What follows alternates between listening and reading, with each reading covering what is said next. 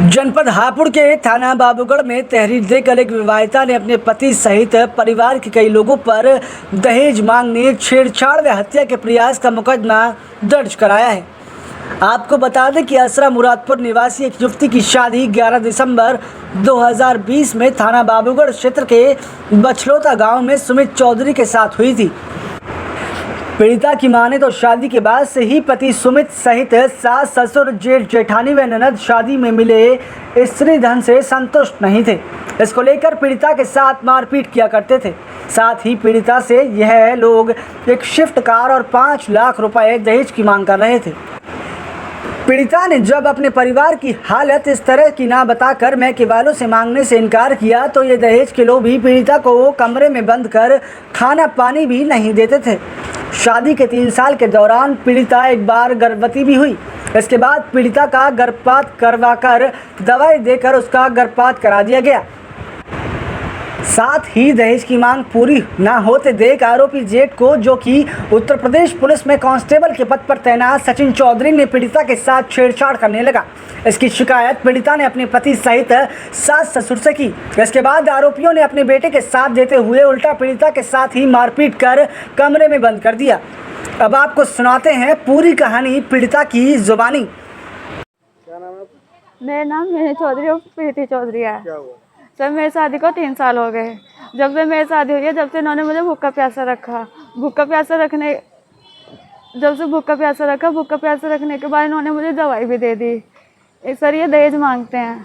दहेज जैसे मेरे घर वालों की हैसियत की, उस हैसियत के हिसाब से मेरे घर वालों ने शादी कर दी। मेरे पापा नहीं है सर, जिसके कारण उनकी दहेज की मांग पूरी नहीं होने के कारण उन्होंने मुझे दवाई दे दी, जहर दे दिया।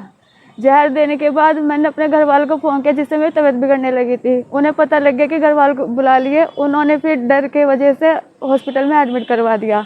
हॉस्पिटल में एडमिट में 3 दिन तक रही। उन्होंने मुझे धमकी दी, अगर तूने अपने घर बताया आदमी जो आएंगे या पुलिस को केस वेस करा तो हम तुझे मार देंगे, तेरे घर वालों को मार देंगे। सर मैंने इसलिए कुछ नहीं बताया किसी से भी कि मेरा घर बस जाएगा, इसलिए मैं चुप रही। फिर क्या हुआ? सर वो ले गए, हाथ पैर जोड़कर चले गए कि कुछ नहीं कहेगी तो किसे कुछ भी। मैं शांत रही। घर ले जाकर वही मारपीट फिर से वही। मेरे एक जेठ हैं जिसका नाम सचिन चौधरी है, वो आए दिन धमकी देते हैं, मार पिटाई भी करते हैं। मेरे पति भी मार पिटाई करते हैं। खाने पीने के लिए कुछ नहीं, एक कमरे में बंद रहती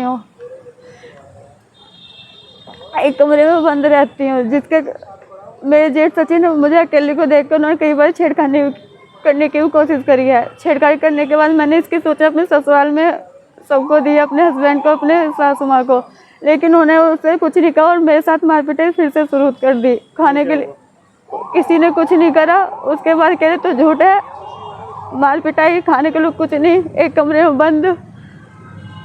अब मैं अपने घर आई थी, बहन की शादी थी। उसके बाद मैं अपने घर आई।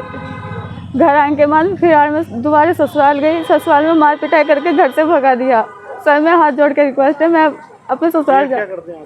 सर वो यूपी पुलिस में है। मैं एक बार प्रेग्नेंट हुई थी तो उन्होंने मुझे दवाई लाकर दे दी। ये कह दी मेरी जेठानी गुरमीत है जिसका नाम, उसने ये कह दी ना तो तुझे सुमित का रहने दूँ ना उसका बच्चा होने दूँ। जैसे मेरे मिसकैरेज हो गए। सर वो खेती करते हैं। तो आपने पुलिस के पास गई थी? सर मैं एसपी ऑफिस भी गई थी, सब अधिकारियों के पास भी गई थी, लेकिन मेरी किसी ने नहीं सुनी। मैं वो सब जगह गुहार लगा रही हूँ। क्या हुआ? इधर से उधर भेज देते हैं लेकिन कोई मेरी नहीं सुनता।